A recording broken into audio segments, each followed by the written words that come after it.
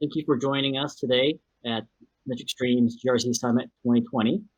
Our expert talk topic today is on sustainability and cybersecurity. I'd like to introduce you to Christopher Geiger, who's the Director of Enterprise Risk and Sustainability at Lockheed Martin.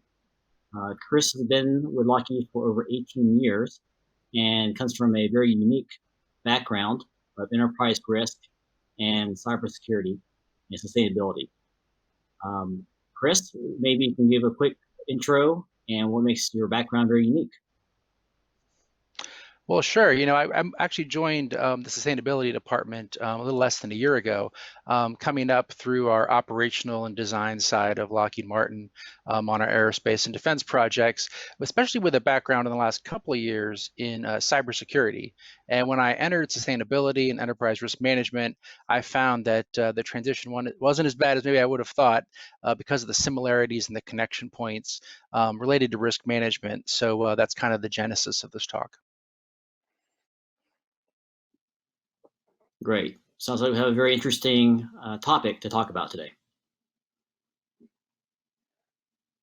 Well, thanks. Thanks, Ed. So if you want to jump into the slides, we can pull up the first, there we go.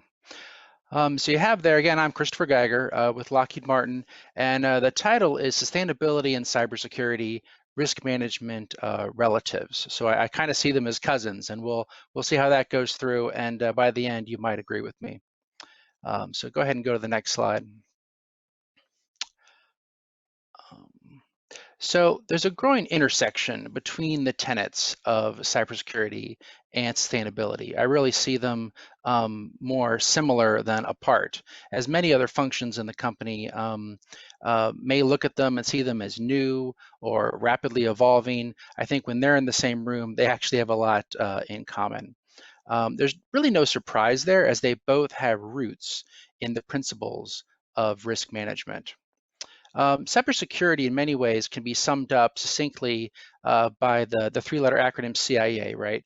Confidentiality, integrity, and availability of data at rest, transit, and in process are what cybersecurity is trying to maintain the security of.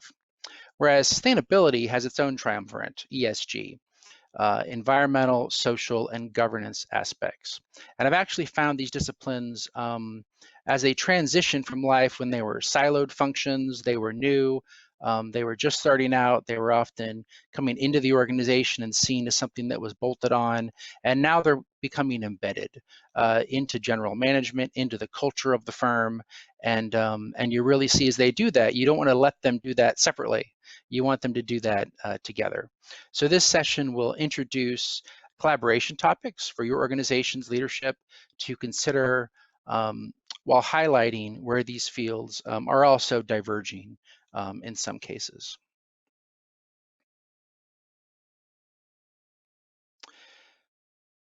Right, so both areas have goals that are very similar.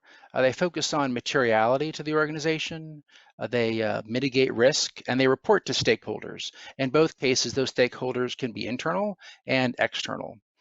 So once those organizations get in the same room, I found they have the same language, they can talk about the same items, and you ask yourself, well, where do we go next?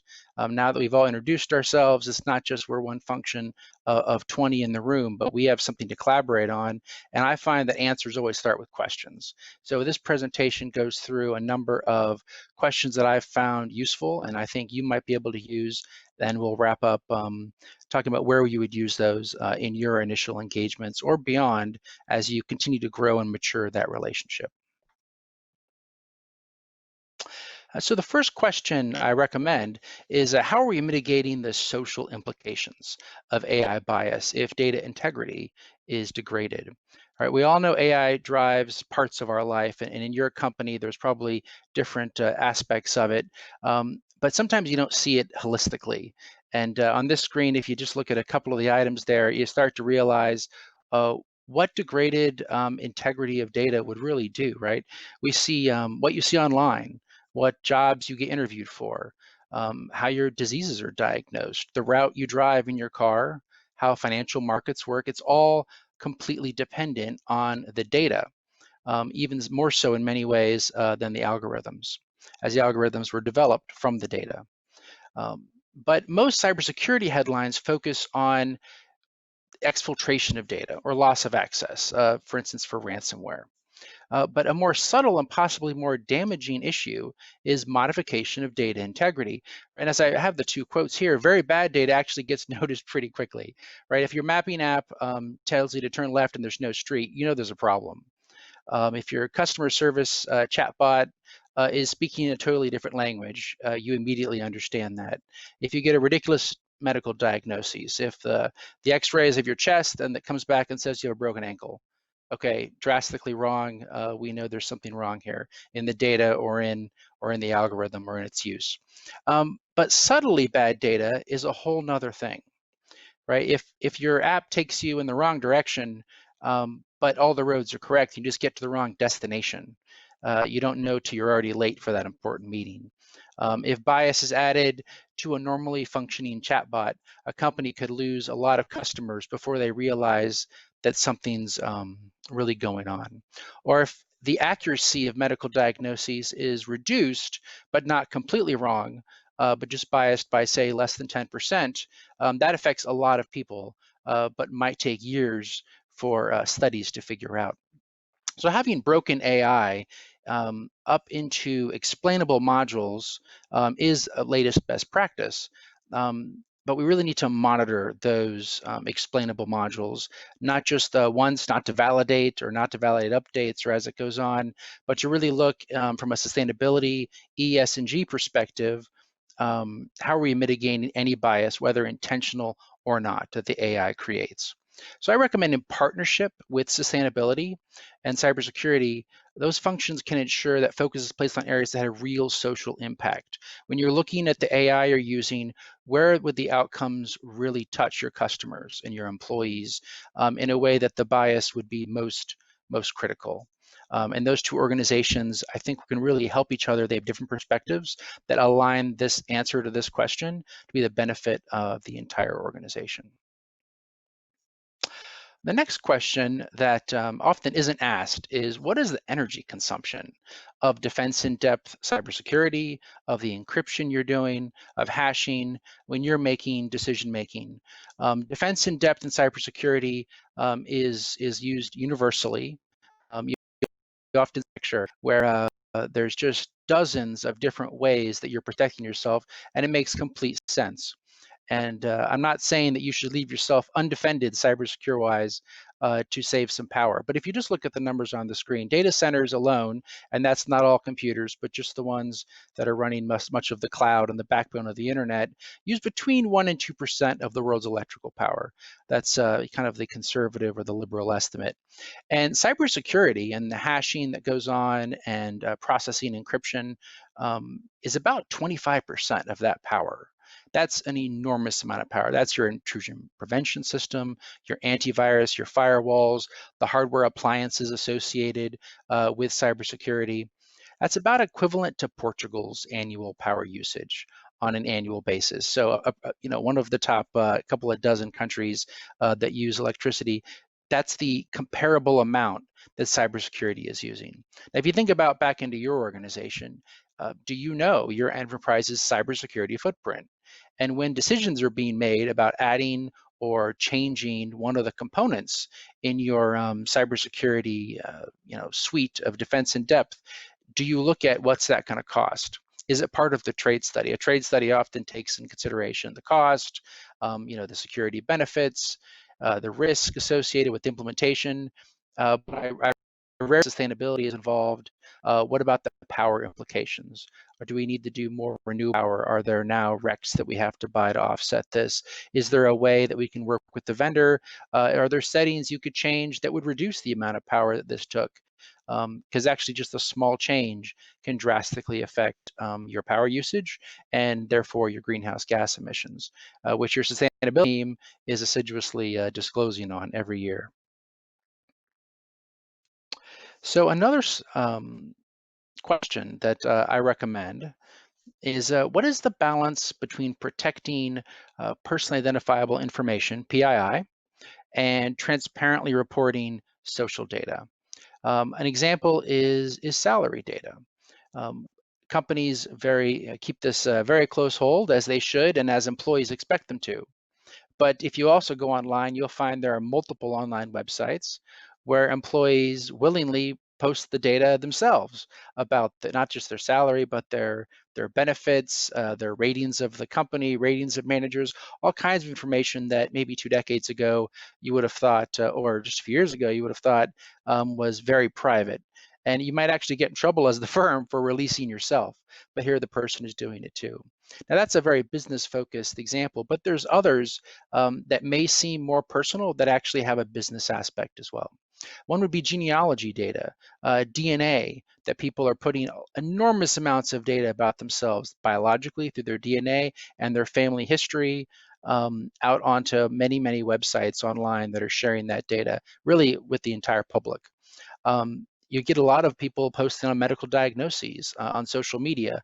Um, Often the younger generations, but that's actually out there. And once it's there, it's very difficult to get that out. And it's the kind of HIPAA data that if you as a company released, you would almost certainly be having a fine, right, from your local jurisdiction. Or purchase history. Think of the apps like Venmo, for instance, where when you make a purchase or when you give money to a friend, it tells the default setting is to tell the entire world where you were, how much you spent, what you bought, who you gave the money to, and that's the normal way to initially do that for millions and millions of users. And you as a company, if you did that, what would happen to you? What would your employee? But there are requests from ESG stakeholders for data that they can use to ensure that a company is not being biased, that a company is doing salaries and demographics, and that the risk impacts that are happening from the activity of the company are being equally shared. So that request for that is being increased, whereas actually regulation, and you think of GDPR or other rules throughout the US, kind of a patchwork, is asking actually to be a clampdown on information. So there's a dichotomy there. So employees are posting more data online that could be correlated and actually brought to be very quite a profile, as any advertiser knows, whereas companies are collecting more but not being able to share it. In fact, they're being clamped down on, and then investors and other NGOs and other community participants are wanting companies to disclose. So you have 3 different pools that are happening. And what I recommend is that you not have those discussions individually. That should be coordinated. So when sustainability and cybersecurity get in the same room and discuss how are we going to disclose these things, how are we keeping, and how are we going to be good partners in this area, then I think it really behooves all of the organization to keep all the risk in light when they make that decision. So the next question that I've found useful is, are governance structures aligned? And really, this is both. There are things that are converging and diverging in governance structures, but it's a key aspect of both cybersecurity and sustainability. And I'm not sure that both organizations often coordinate on that fact. You may go to companies' disclosures or proxy and find that in one section they talk about one, and another they talk about another. And if they're not coordinated, that's probably not the best place to be. So there's overlap, and you really want to say and work with your partner function. Are there processes? Are there structures? Are there permissions? Are there roles-based accesses that cybersecurity is controlling that could affect sustainability potentially in the social arena? But there's also areas of divergence in data governance, in limitations. Are there limitations to data access that cybersecurity quite rightly is keeping, but that's hindering sustainability's ability to report? So for instance, if there's data cast across the entire corporation out of IoT data, employee data, all kinds of access to data, that actually may be, if you could correlate it and bring it together, as many companies do, that's a great benefit to sustainability for making decisions and for talking to stakeholders. But cybersecurity is right there on the other side saying, wait a minute, the more that this data is aggregated, the more important it is, the more we actually secure it. And there may be some roadblocks there. So rather than have that push and pull, the tug of war, I think it's important to focus on what are the goals and have both of them to come together. And when the leadership of both organizations realize the importance is risk mitigation for the entire organization, and they're just two aspects of risk mitigation, those conversations go a lot better. And the way that you can best framework that is through discussing it through your governance, because you both can have that shared language.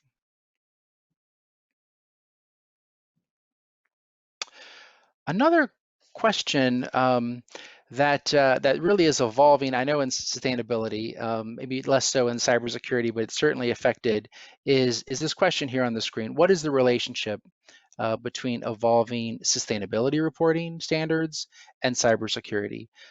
There are a lot of stakeholders in sustainability. A lot of people think potentially that it's mostly investor focused when you think of some specific standards, but really there's a whole panoply of people asking for companies to disclose more and show their responsibility to the company's future and to all of our future. So it's also the employees. It's the government and the regulators inside of the government. They've always had pools of certain data, but now they're looking at it from a more holistic perspective, and potentially more different departments of a government than was ever being accessed before. Also customers and suppliers that are being able to look into the side of the company through your sustainability reporting, when they just used to have one access and maybe you could control data with that customer, with that supplier. Well, now they have a lot more insight because of these other disclosures you're maybe giving to stakeholders. Well, you can't do that. So the disclosures you're giving to investors, of course, everyone else is going to use them to their maximum benefit as well, including your customers and suppliers. And there's the wider community. There's the people who live around your facilities. There's just the people that you affect from whatever you do, whether it's the waste you emit or your greenhouse gases. It's this really everyone becomes a stakeholder. It's just the degree of separation. So in cybersecurity, there are also disclosures. There's many required disclosures, and often they come out as very technical. But I recommend when discussing with sustainability, cybersecurity can frame their disclosures in a social context. Sustainability naturally does that, both for the environmental, social, and governance aspects. But I find other functions potentially don't always do that. So if you can coordinate disclosures and find common ground between these evolving, often industry-specific disclosures, and you have to pick and choose, you can't do all of them, then you can actually marry those two sets of stakeholders, the one cybersecurity is talking to and sustainability. And as they're changing, because I know in sustainability they're changing very rapidly, you keep aligned. Cybersecurity actually touches all three aspects of ESG. And so when you're making changes in the sustainability aspect, probably year on year, if you keep that linkage, then you really are able to not get disconnected, as the case may be. So what I recommend as next steps is to jumpstart that collaboration between cybersecurity and the sustainability teams. They share a management language, they share a framework, and as long as you keep discussions in a risk management discussion, then it really makes sense because you can talk about mitigating things in the ESG world and it may not seem like it affects cybersecurity or vice versa, but there'll be an understanding, and actually you may not realize that the other folks will say, wait, we do see a connection here. We've been doing this, and now maybe we need to back off of that, or we can coordinate more, and it'll actually affect you better than if we hadn't had this discussion. They're both rapidly changing, and so when you're rapidly changing, you're probably a growing organization, you're looking for resources, maybe you're even fighting for resources, you'll both be more robust when you're doing it together. And you both can have a bit of give and take there. The next step is to develop guidance that there's really a natural tension. And so when you develop governance or guidance between sustainability and cybersecurity, then it won't be a surprise when it gets to the highest part of your corporation, and there might be some tension there on data that's requested or data that isn't. Sustainability isn't doing its job if it's not pushing boundaries. And cybersecurity isn't doing its job if it's not trying to protect things cost efficiently. So there's bound to be natural tensions. But if we use governance the way it's supposed to be, governance is made for where there is tensions. And when it's actually laid out properly beforehand, you follow the governance the way you expect, it really turns out that everybody at least had their best argument on the table, and they were in the room at the time when it was all discussed, rather than it was discussed in an entirely different place, maybe higher in the corporation, where those experts weren't there to have the right depth of the conversation. Um, and the last really, I think, major step there is that sustainability reporting should include both cybersecurity and data governance aspects. You need to consider all of your stakeholder audiences, like I discussed previously, and really have to customize your disclosures. And that includes on the cybersecurity part to focus on materiality. Sustainability is very focused on the material aspect of risk management, not just in the short, but in the medium and especially the long term for an organization. Cybersecurity can often have a much closer perspective, and so this being able to report together and actually find commonality can really strengthen your sustainability reporting.